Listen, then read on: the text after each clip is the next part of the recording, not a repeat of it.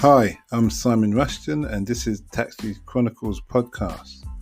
On this podcast, we spontaneously interview unsuspecting passengers with their permission, allowing them to share their intimate life stories and concerns.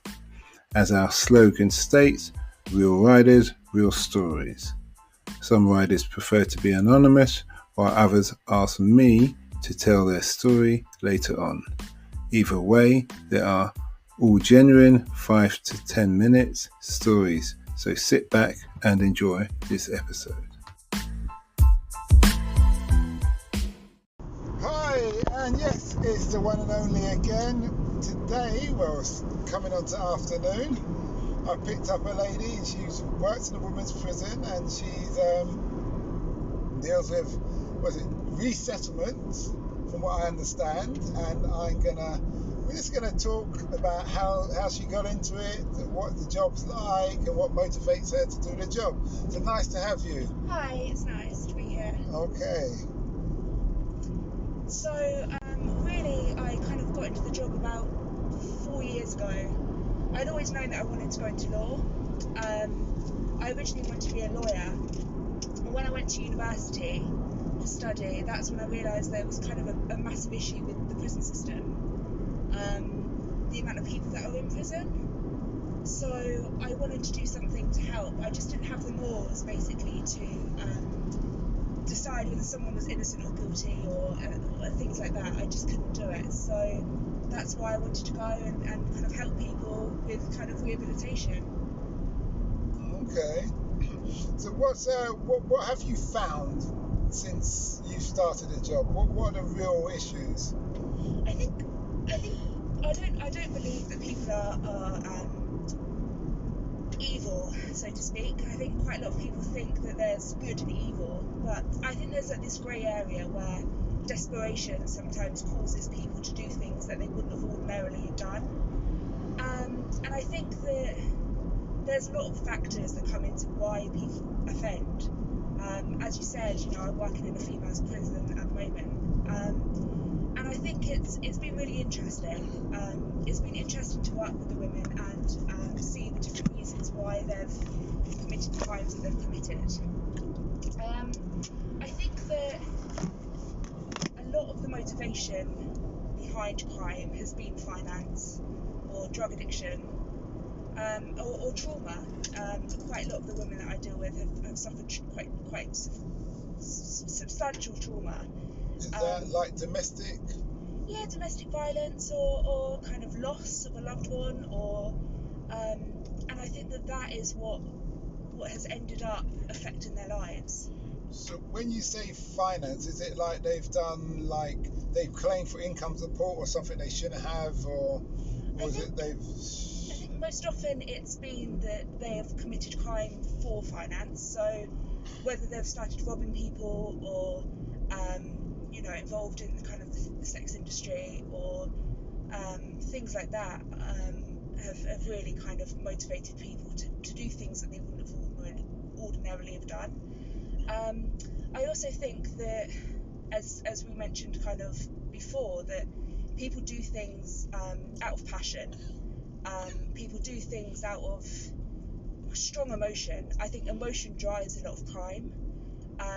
And the need as well to be accepted, I think that also has a massive impact. Is it accepted by a loved one, or is it accepted just by the group of friends or the environment they have? I think it's to be accepted by community. I think there's a lot to be said for communities kind of re-embracing people that have perhaps committed crime and helping with their rehabilitation. I think rehabilitation of people is kind of the thing that motivates me. It motivates me for many reasons. I don't want to see any more victims than already is out there. And also as well, I honestly don't think people that commit crime are necessarily happy people. I think there is a lot to be said for making them feel like they're involved in a community, that they have a place and a right place to be there in that community. And I think there's this theory called the broken windows theory, Okay. And basically what it says is that people that are in well-managed communities that are happy within that community are less likely to commit crime against those community members. Yeah, I understand. And if we provide positive communities for people, we will be able to restrict the amount of crime that's being done, because there's so much more respect for the place that they live in. And I think there's a lot of poverty as well. And in certain areas and pockets of poverty, I think that people end up not being able to move because they're so restricted by the hand that they've been given.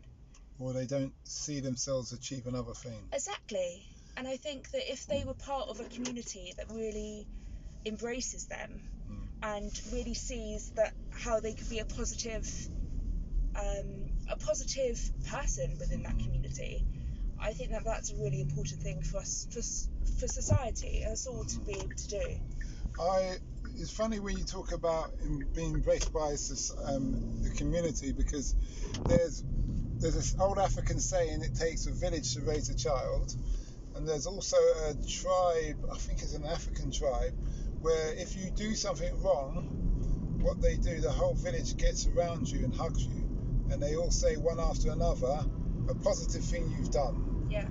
And what it does, in essence, it breaks that person down from wanting to do anything bad again, because it's also, once you're broken in like emotions, there's no point trying to be hard or evil or malicious again, because everybody's seen you kind of naked.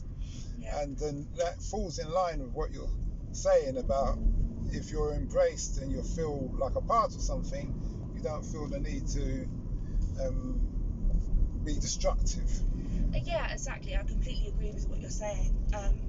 I completely agree with that sentiment. I think that people need to be embraced, and I think we all come from different ranges of backgrounds, different social classes, different upbringings, different morals, values, but I think we've all got one thing in common. And I think, although it sounds a bit cliche to say, that we're all humans at the end of the day. None of us really want to become victims of crime. None of us particularly want to go to prison or go to or have our lives affected by crime. And I think that there's a lot to be said for embracing people. Okay. That's good. Well, it's been a short but interesting interview. My last question is, what's the impact you want to have on the world? Wow, that's a question and a half. I want to make the world a bit brighter. I think even if I can just stop one person, eventually I want to be a probation officer. Okay. So I think that if I can just stop one person going back to crime, then I feel like my life has been a positive one. Just limiting the victims and making them have like a more fruitful and loving life. Okay. Well, thanks a lot. I'm just going to throw in one last thing. This whole CBD with the weed kind of, in essence, becoming legal, how does prisoners take that message? Do they take it like that they shouldn't be in jail now because they never really did anything wrong because the government's going to make it legal? I haven't spoken to anyone about that issue, to be honest. I wouldn't know their opinions, I'm afraid. Okay. Well, fair enough. Well, thanks again. It's been very interesting, and I hope you have a good day. Thank you. We hoped you liked that episode. Keeping in mind, we never know who we're going to interview. We post twice a day, 8 a.m. and 5 p.m. GMT. Have you ever considered the future economies to invest in? Why not listen to our sister podcast, Africa Investor Stories? Considering Africa has the fastest growing economies and population on Earth, and has done for many years, it holds 30% of the world's known natural resources. We publish twice a week, Tuesday with a guest investor and Fridays talking about investment, politics and history, providing a clear understanding for any potential investor.